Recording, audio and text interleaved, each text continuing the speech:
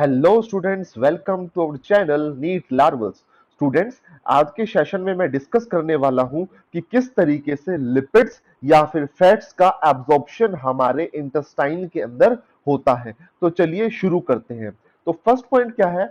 For digestion of lipids और fats, three enzymes are present in our alimentary canal. भाई देखो, fat के digestion के लिए तीन एंजाइम सिक्रीट किए जाते हैं हमारे पूरे एलिमेंट्री कैनाल में, या फिर बोलो पूरे डाइजेस्टिव सिस्टम के अंदर। तो सबसे पहला एंजाइम होता है लिंगुअल लाइपेज। लिंगुअल वर्ड किसके लिए होता है बच्चों? इट इज फॉर टंग। ये टंग के लिए यूज किया जाता है। सो यहां पर ओरल कैविटी में ये एंजाइम सिक्रीट होगा। Then gastric lipase, this enzyme is secreted by gastric glands. और सिक्रीट कहां पर होता है? Inside the stomach. स्टमक के अंदर सिक्रीट होगा। And third we have pancreatic lipase. Pancreatic lipase enzyme pancreas के द्वारा सिक्रीट किया जाता है और ये रिलीज किया जाता है ड्यूडेनम के अंदर इनटू हिपैटो पैनक्रियाटिक डक्ट। तो ये तीन एंजाइम प्रेजेंट है जो लिपिड्स या फिर फैट के डाइजेशन में हेल्प करते हैं। Now lingual lipase and gastric lipase acts in very less amount, so digestion of fats in mouth and stomach occurs in negligible amount। बच्चों देखो, जो ये लिंगुअल लाइपेज होता है और गैस्ट्रिक लाइपेज होता है, ये बहुत ही कम अमाउंट में क्या करते हैं? डाइजेशन करवाते हैं फैट का। क्यों? क्योंकि ये एक्ट नहीं कर पाते प्रॉपरली फैट के ऊपर। क्यों नहीं कर पाते, अभी हम आगे देखेंगे। Main digestion of lipid takes place in our small intestine. मेल main digestion of lipids takes place in our small intestine. Main digestion small intestine में होता है। और स्मॉल इंटेस्टाइन में कौन सा एंजाइम करवाएगा बच्चों? Pancreatic lipase. In small intestine, bile salts are present which are secreted from the liver। Small intestine में भाई bile salts present होते हैं जो लीवर से secrete होते हैं। Bile salts कौन कौन से होते हैं? सोडियम टोरोकोलेट, सोडियम ग्लाइकोकोलेट, हमने पहले भी पढ़ा हुआ है इनको। Bile salts acts on the large fat droplet and convert it into small fat droplet। This process is called as emulsification। अब देखो बच्चों, भाई होता क्या है हमारे स्मॉल इंटेस्टाइन के अंदर? ये है एक लार्ज फैट ड्रॉपलेट जिसके ऊपर बाइल सोल्ट्स एक्ट करते हैं और इसको छोटे छोटे फैट ड्रॉपलेट में कन्वर्ट करवा देते हैं। इन सबके चारों तरफ क्या प्रेजेंट है? रेड कलर में बाइल सोल्ट्स प्रेजेंट है। तो इस प्रोसेस को बच्चों हम क्या बोलेंगे? इमल्सिफिकेशन। लार्ज फैट ड्रॉपलेट को स्मॉल फैट ड्रॉपलेट में कन्वर्ट करना, इसको बोला इमल्सिफिकेशन। क्यों किया जाता है बच्चों? देखो, जो ये लार्ज फैट ड्रॉपलेट है, इसके ऊपर जब आएगा एंजाइम एक्ट करता है तो एंजाइम को लेस सरफेस एरिया मिलता है फॉर देयर एक्शन। इसी कारण से हमारे माउथ के अंदर और स्टमक के अंदर डाइजेशन ऑफ लिपिड्स नहीं हो पाता। क्यों? क्योंकि वहां पर लार्ज फैट ड्रॉपलेट प्रेजेंट है और एंजाइम प्रॉपरली वर्क नहीं कर पाता। बट जैसे ही स्मॉल फैट ड्रॉपलेट में कन्वर्ट हो जाएंगे, एंजाइम इनको प्रॉपरली कवर कर सकते हैं। Now the surface area for action of enzyme increases, therefore emulsification process is very necessary for the digestion of fats। अब देखो, emulsification is a process necessary because lipase enzyme cannot act on large fat droplet because it gets small surface area for its action, while due to emulsification many small fat droplets are formed which provide larger surface area for the action of pancreatic lipase। तो ये process हुआ बच्चों हमारे पास emulsification. अब आप लोगों को clear हो जाना चाहिए कि हमारे पास माउथ और स्टमक के अंदर ज्यादा फैट का डाइजेशन क्यों नहीं होता। क्यों? क्योंकि वहां पर हमारे पास इमल्सिफिकेशन प्रोसेस नहीं हो पाता। क्यों नहीं हो पाता? इमल्सिफिकेशन करवाते हैं बाइल सोल्ट्स जो रिलीज किए जाते हैं कहां पर? स्मॉल इंटेस्टाइन के अंदर। Next point we have pancreatic lipase acts on lipid or fat and break down it into fatty acid and monoglyceride। भाई पैनक्रियाटिक लाइपेज अब लिपिड या फैट के ऊपर एक्ट करेगा और इसको फैटी एसिड में और मोनोग्लिसराइड्स में ब्रेक डाउन कर देता है। Now fatty acids are of very small size. कुछ फैटी एसिड जो होंगे, some fatty acid are of very small size, therefore in spite of their hydrophobic nature. आपको पता है भाई फैटी एसिड का नेचर कैसा होता है? हाइड्रोफोबिक होता है, पानी से दूर भागते हैं, पानी में डिसॉल्व नहीं होते।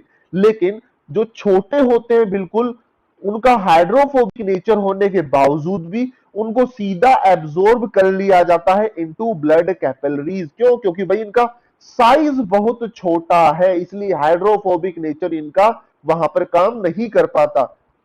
and follow the same pathway as it is followed by the monosaccharide and amino acid। और ये उसी पाथवे के थ्रू मूव करते हैं जो पाथवे हमारे पास मोनोसेक्राइड और अमाइनो एसिड लेते हैं, किसके थ्रू? ब्लड के through.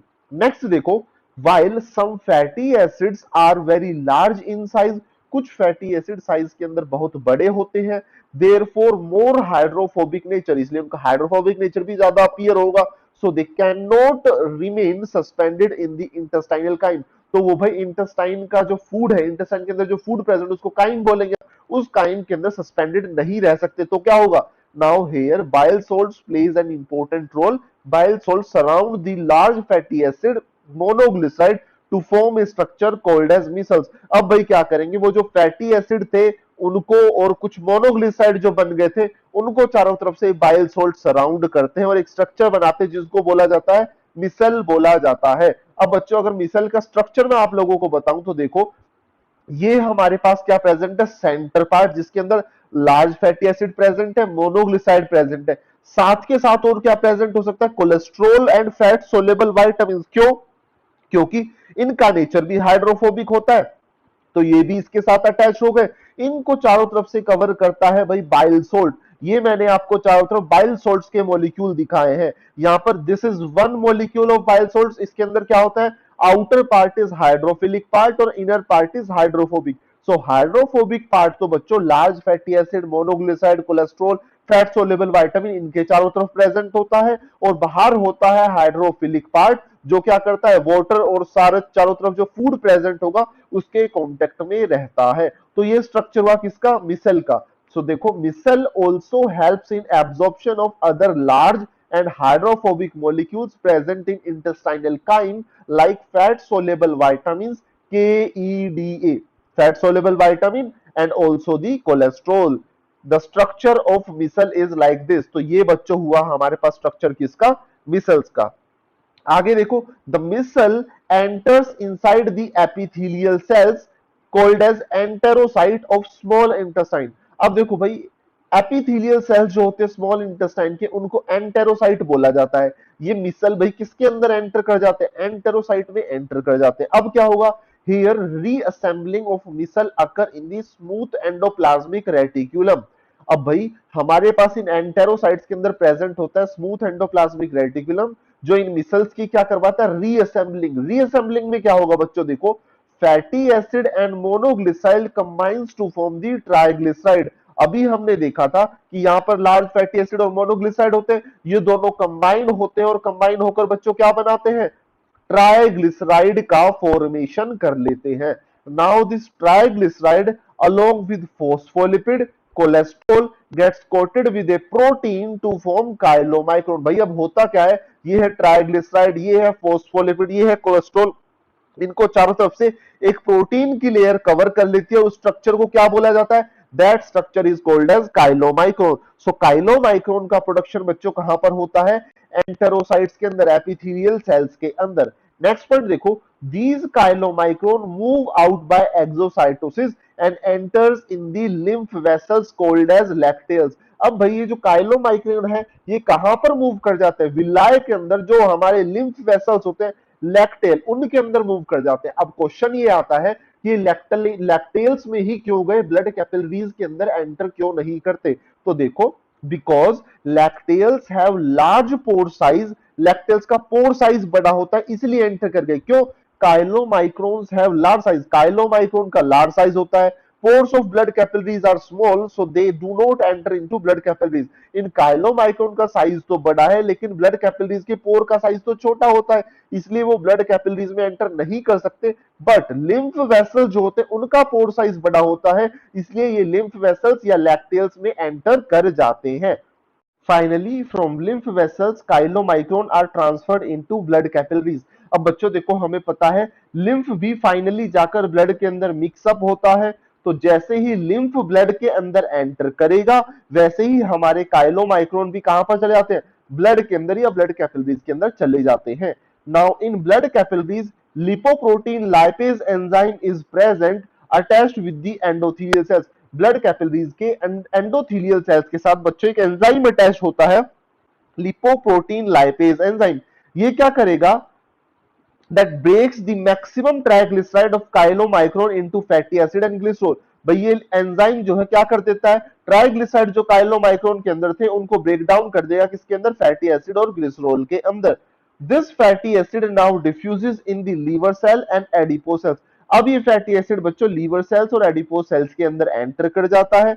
Therefore, within 10 minutes, the triglyceride are removed from the blood in hepatocytes and adipose cells। तो 10 मिनट के अंदर अंदर बच्चों इन ट्राइग्लिसराइड्स को हिपैटोसाइट्स और एडिपोज सेल्स के अंदर ट्रांसफर कर दिया जाता है। अब इस प्रोसेस को हम एक डायग्राम की हेल्प से समझते हैं बच्चों। Now this is the structure of intestine. कैसा स्ट्रक्चर बच्चों, ये हमारे पास इंटेस्टाइन प्रेजेंट है। इसको अगर हम ट्रांसवर्सली कट करें तो हमें कुछ ऐसा सर्कुलर सेक्शन ही अपीयर होगा। So this is the TS of intestine. अब इंटेस्टाइन के अंदर आप लोगों को पता है क्या प्रेजेंट होता है, विलाय प्रेजेंट होता है। ये इंटेस्टाइन है तो इसके अंदर क्या प्रेजेंट होता है बच्चे, ऐसे विलाय प्रेजेंट होते हैं। तो ये मैंने आप लोगों को एक विलाय मैग्नीफाई करके ड्रॉ किया। विलाय के चारों तरफ या जो सेल्स प्रेजेंट होते हैं उनको क्या बोलते हैं, एपिथेलियल सेल्स। और एपिथेलियल सेल्स ऑफ इंटेस्टाइन इनको क्या बोलेंगे, एंटेरोसाइट्स वर्ड यूज किया जाता है।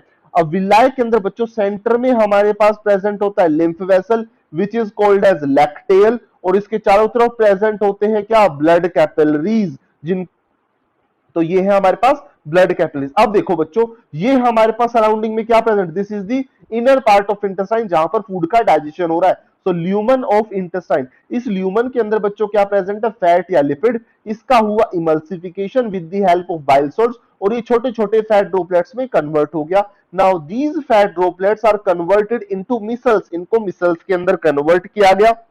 Now these micelles are transferred into enterocyte, enterocyte के अंदर एंटर करके बाय सिंपल डिफ्यूजन प्रोसेस। अब एंटेरोसाइट के अंदर बच्चों इनकी होती है reassembling with the help of smooth endoplasmic reticulum. और ये क्या बना लेते हैं, काइलोमाइक्रोन्स का फॉर्मेशन कर लेते हैं। ये काइलोमाइक्रोन डायरेक्टली बच्चों कहां पर एंटर कर जाते हैं, हमारे लिम्फ वेसल्स में या लैक्टेल्स में एंटर कर जाते हैं। तो इस तरीके से बच्चों हमारे पास क्या होता है, एब्जॉर्प्शन होता है लिपिड्स का। और ये फाइनली यहां से जाएंगे और इनको ब्लड के साथ मिक्सअप कर दिया जाएगा। फिर लिपोप्रोटीन लाइपेज इनको ब्लड में से रिमूव करवा देगा और एंटर करवा देगा कहां पर, hepatocytes and adipocytes. That's it बच्चों, यहां पर हमारे पास कंप्लीट होता है एब्जॉर्प्शन ऑफ लिपिड्स। स्टूडेंट्स आपको इस वीडियो से थोड़ी भी हेल्प मिली हो तो मेरी इस वीडियो को लाइक कीजिए, शेयर कीजिए और हमारे चैनल को सब्सक्राइब कीजिए। Thank you.